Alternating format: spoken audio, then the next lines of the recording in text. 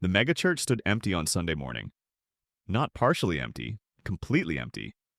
The parking lot that once overflowed with SUVs and minivans now hosted a single tumbleweed of trash blown against the curb. Inside, the coffee bar was shuttered, the bookstore dark, the 1,000-seat auditorium silent. This wasn't 2020 when COVID locked everything down. This was 2019 in the heart of Mississippi, and it was happening everywhere. For decades, we'd been told the same story. The Bible Belt was weakening, yes, but slowly, gradually, like a sunset that takes hours. The data suggested a gentle decline, a predictable erosion of religious participation. Church attendance down a few percentage points here, biblical literalism dropping a bit there. The kind of numbers that made researchers nod knowingly and predict that by 2050, maybe 2070, the South might start looking like the Northeast in terms of religious commitment. They were catastrophically wrong. What happened instead was that the Bible Belt didn't fade, it snapped. And it snapped faster and more completely than almost anyone predicted. Between 2007 and 2019, something unprecedented occurred in American religious history. The Solid South, the region that had been the bedrock of evangelical Christianity for generations, experienced a collapse in religious adherence so rapid that it left researchers scrambling to understand what had happened. Let me give you some numbers that should make your jaw drop. In 2007, approximately 37% of Americans attended religious services weekly. By 2019, that number had plummeted to 26%. But here's where it gets interesting. Those numbers hide something crucial. In the Northeast and West Coast, decline was steady, maybe 1 or 2 percentage points over the period. But in the South, in states like Tennessee, Georgia, Alabama, and Arkansas, the decline was between 12 and 18 percentage points in just 12 years. Churches that had run 3 services every Sunday to accommodate crowds suddenly struggled to fill one. Youth groups that once had waiting lists now couldn't field a volleyball team. The speed shocked everyone. David Campbell, a political scientist who literally wrote the book on American religious behavior, told a conference in 2018 that he'd never seen anything like it in his 30 years of research. The decline wasn't following the pattern of other Western nations where secularization took generations. This was different. This was a rupture. So what happened? Why did the belt snap instead of slowly unbuckle? The answer is more complex, stranger, and more fascinating than you might think. It involves sex scandals and financial fraud, yes, but also the internet, the 2008 financial crisis, and a fundamental miscalculation about what actually held the Bible Belt together in the first place. Let's start with what the Bible Belt actually was. The term was coined in 1924 by journalist H.L. Mencken, and it wasn't meant as a compliment. He was describing a region stretching from Virginia to Texas, through the Carolinas, Georgia, Alabama, Mississippi, Tennessee, Arkansas, and parts of Oklahoma and Missouri, where evangelical Protestantism dominated culture, politics, and social life to a degree unknown elsewhere in America. This was a place where being a church member wasn't just about personal faith. It was about social survival. Your business connections came from church. Your children's playmates came from church. Your political representatives came from church. Your reputation depended on church. By the 1970s, the Bible Belt had become more than a cultural region. It had become a political force. The moral majority, founded by Jerry Falwell in 1979, weaponized evangelical Christianity into a voting bloc that would dominate Republican politics for 40 years. Ronald Reagan understood this. George W. Bush perfected it. By 2004, when Bush won re-election largely on the backs of evangelical voters mobilized by opposition to same-sex marriage, the Bible Belt seemed unstoppable, eternal, permanent. But there were cracks no one was watching closely enough. The first appeared in the late 1980s with the televangelist scandals. Jim Bakker caught embezzling ministry funds and conducting an affair. Jimmy Swaggart photographed with a prostitute. These weren't small figures, they were household names, reaching millions. But here's what's fascinating. Those scandals didn't break the Bible Belt. Church attendance actually held steady through the late 80s and 90s. Why? Because the community structure remained intact. People still needed church for social reasons, even if they'd lost some faith in its leaders. The real breaking point came later, and it came from an unexpected direction: the children. Welcome to Professor Archive, where we dig into the stories that shaped our world and uncover the truths that history tried to bury. In 2007, two things happened simultaneously that would prove catastrophic for the Bible Belt. First, the iPhone launched, putting the internet in everyone's pocket. Second, the subprime mortgage crisis began metastasizing into the Great Recession, which hit the South particularly hard. These two events, one technological, one economic, created conditions that would shatter a centuries-old religious culture in barely more than a decade. Let's talk about the internet first, because this is where the story gets really interesting. Before widespread internet access, especially before smartphones, growing up evangelical in the Bible Belt meant living in a kind of information bubble. The worldview presented at church, at home, at Christian school, and in the community was remarkably consistent. If you had doubts about the age of the earth, about biblical inerrancy, about whether your gay classmate was really destined for hell, you didn't have easy access to alternative perspectives. You might have those questions, but you probably didn't have answers that contradicted what you'd been taught. The internet changed everything. Suddenly, a 16-year-old in rural Alabama could Google contradictions in the Bible and find detailed lists with chapter and verse. They could watch debates between scholars.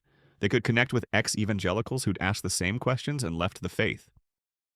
They could discover that the overwhelming scientific support for creationism they'd been taught about didn't actually exist. They could learn that the apologetics arguments that seemed so airtight in Sunday school fell apart under scrutiny.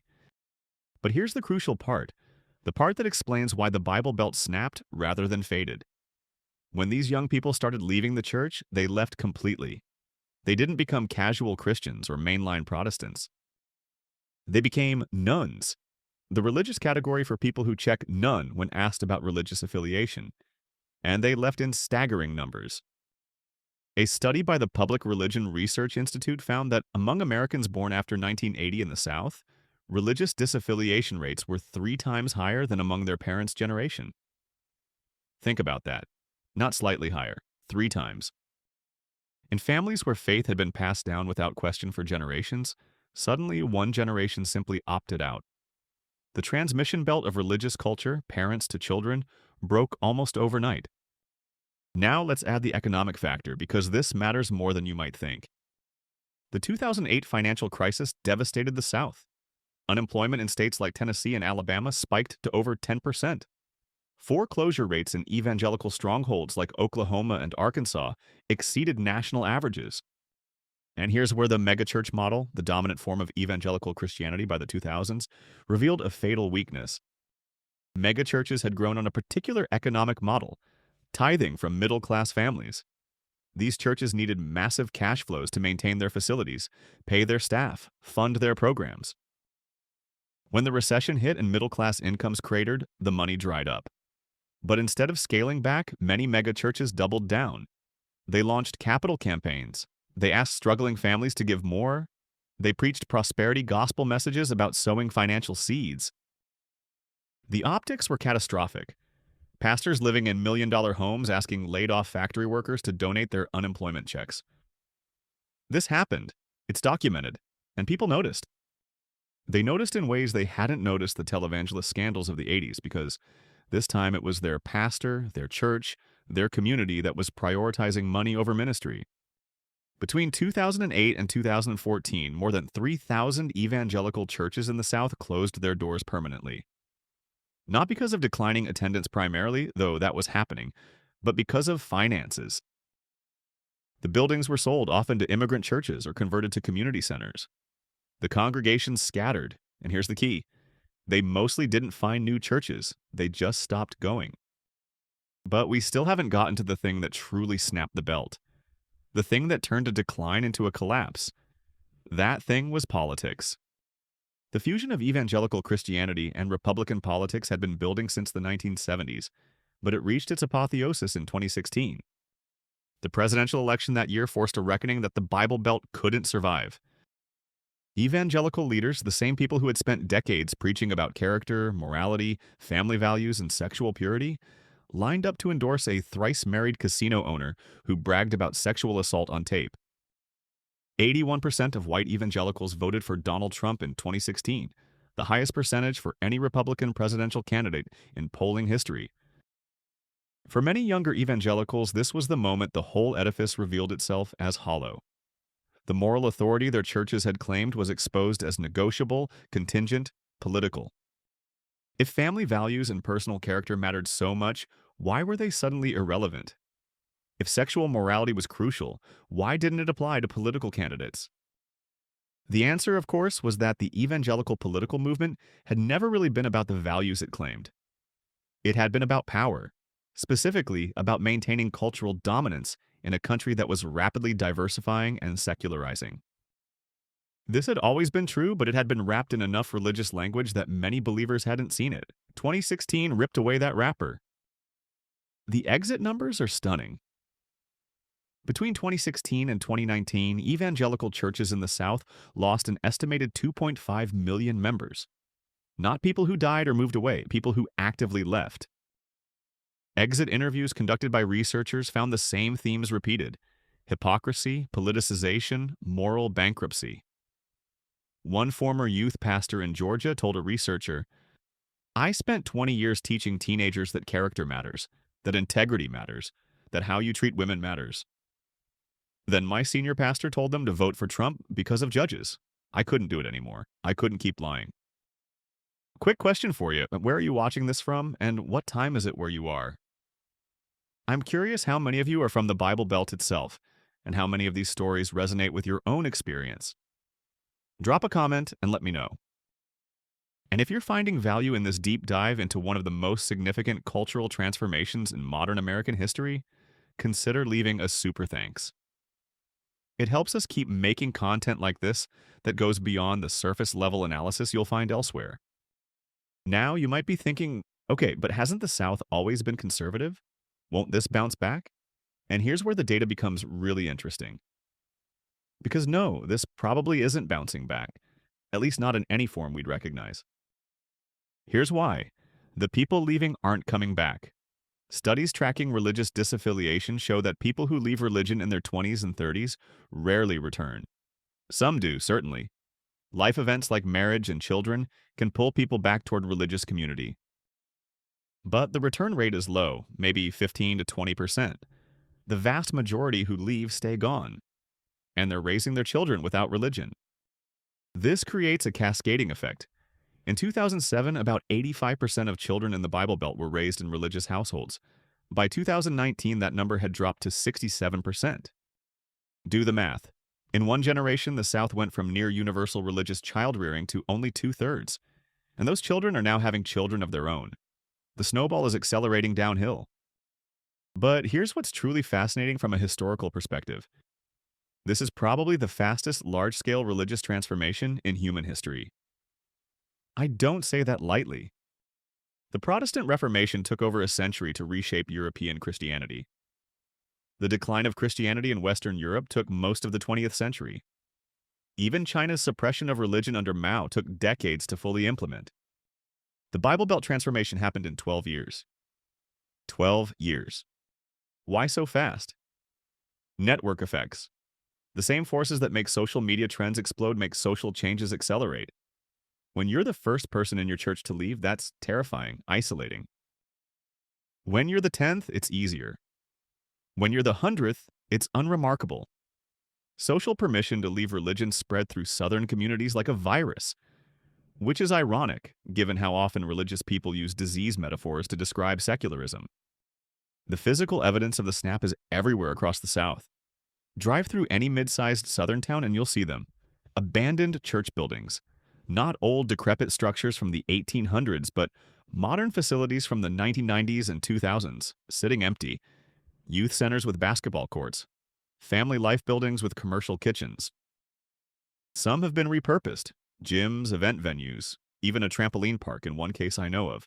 Many just sit vacant, too specialized for easy reuse, too expensive to maintain or demolish. There's something almost post-apocalyptic about these buildings. They represent such optimism, such certainty that the growth would continue forever. Congregations took on massive debt to build them, confident that rising attendance would cover the costs. Instead, they became monuments to miscalculation. In Tennessee alone, there are over 400 church buildings currently for sale, and that number has been relatively stable for 5 years. Meaning, they're not selling. No one wants them.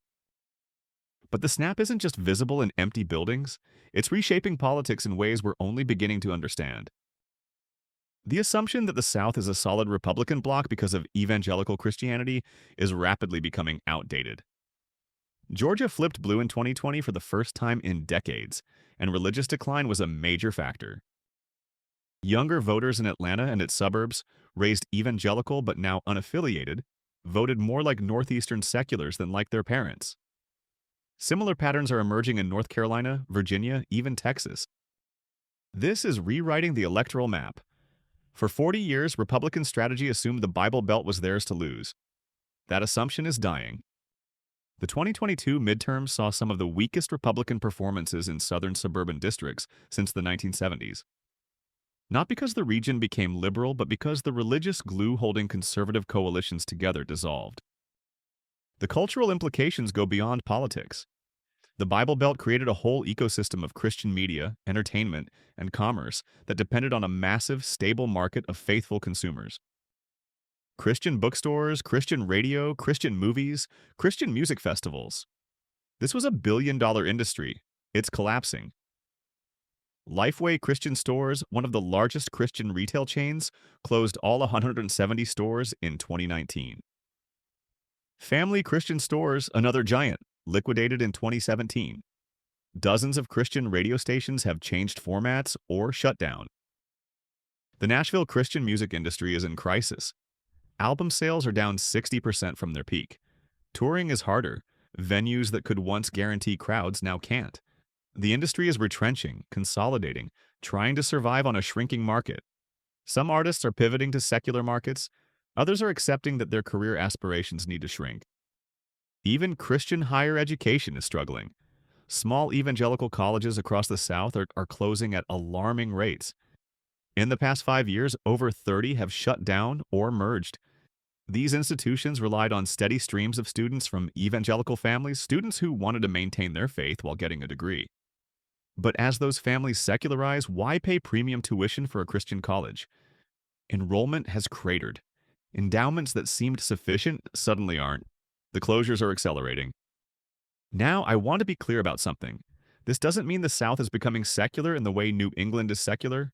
It's not. What's happening is more complex. The South is bifurcating. There's a growing divide between the still religious and the now secular, and it's creating strange cultural dynamics.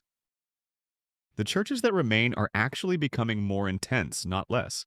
As the casual Christians and the lukewarm believers leave, what's left is a more committed core. These remaining churches are often more politically engaged, more theologically conservative, more culturally defensive. They see themselves as remnants holding the line against encroaching secularism. This is creating pockets of hyper-religiosity in a sea of growing indifference. This bifurcation is tearing apart families. I've read dozens of accounts of parents who can't understand why their children left the faith, children who can't understand why their parents still believe. These aren't abstract theological disagreements. They're causing real ruptures in relationships. Holidays become minefields. Weddings become conflicts over who can officiate. Grandchildren become battlegrounds over religious education. The emotional cost of the snap is enormous and largely unacknowledged. For people who built their entire lives around church community, losing that community is devastating. There's a grief there that's rarely discussed. Where do you go when the social world you've known for decades vanishes? What do you do when the friends you've had for years drift away because you stopped attending services? How do you rebuild an identity when the core of that identity, being a Christian in the Bible Belt, suddenly feels hollow? At the same time, for people who left, there's often profound relief mixed with the grief. Relief at no longer having to pretend, to perform, to maintain a belief they'd lost. Relief at being free from judgment, from purity culture, from the exhausting work of defending the indefensible. These ex-evangelicals are creating their own communities now, often online, sharing their stories, their deconstruction journeys. It's its own kind of church in a way, just without the supernatural beliefs. The question everyone asks is, what comes next?